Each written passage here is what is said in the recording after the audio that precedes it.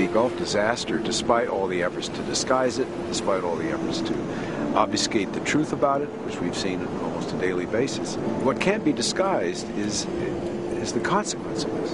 Let's not forget that 11 people were killed. They gave their lives to their jobs. All the people along the coast who depend on fishing for a livelihood, they could be wiped out. And the economic consequences are going to spread over the whole country. But maybe we need it to be that bad to wake us up and put pressure on these companies and the government, and particularly those politicians in government that are in collusion with the energy companies who send a lot of money to them for their elections. It's time to cut that out, because we're the ones that are paying for it. We pay the cost, not them.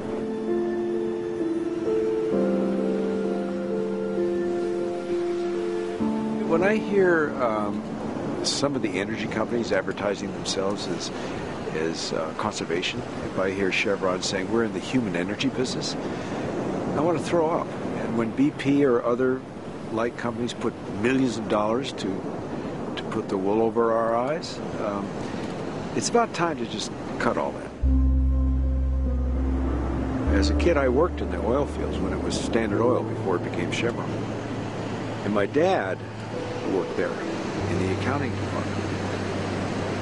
And I know what it's like when a person's job, their own livelihood, depends on having to hold that line, and how difficult it is when the ethic of a company goes against some of the dangers attached to it. And that's tough, because that's the job you've got. It may be the only job you can have. So it was a hard thing for me. It was very painful when I worked in the oil fields as a roustabout. And I saw what was going on. And it even at that young age of 15, 16, bothered me. Because I could see what was happening up there is that the propaganda of oil companies and the lobbyists that they hire were selling the idea that it was going to be great for the economy, great for everybody. And I saw it differently.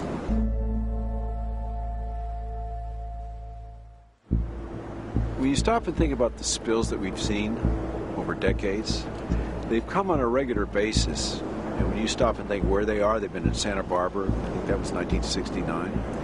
You had Brittany in the late 70s, Exxon Valdez, 1989. You stop and think about all the oil that was spilled during those debacles. Some of it still hasn't been cleaned up.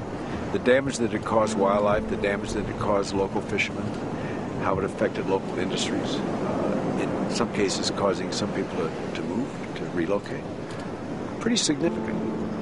So I don't think there's any question that there's a context for this.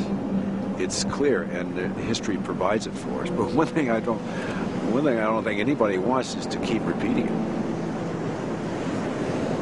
They're going to say, no, it's really important. We have to have offshore drilling. We have to continue drilling, despite this disaster. That's too bad, but we're going to fix things. Everything's going to be okay, but we're going to drill, and it's going to bring energy to us, and it's going to create jobs. The usual sloganeering that goes on, but it's not the truth. And I think the oil spill is going to at least help us get to the truth. And then what? I think it's time for the American people to take a little bit charge of their own livelihood and say, let's stop this. Let's move to a clean energy policy, which is available to us. The cost of natural energy is coming down, as we've seen with solar, wind. There are other ways to do it. There are other solutions. And we have to get that word out and stop listening to the self-interested propaganda of oil companies and their parrots in Congress. It's bad for our health. If there's a lesson in all of this, is that we have to get off of our dependence on oil.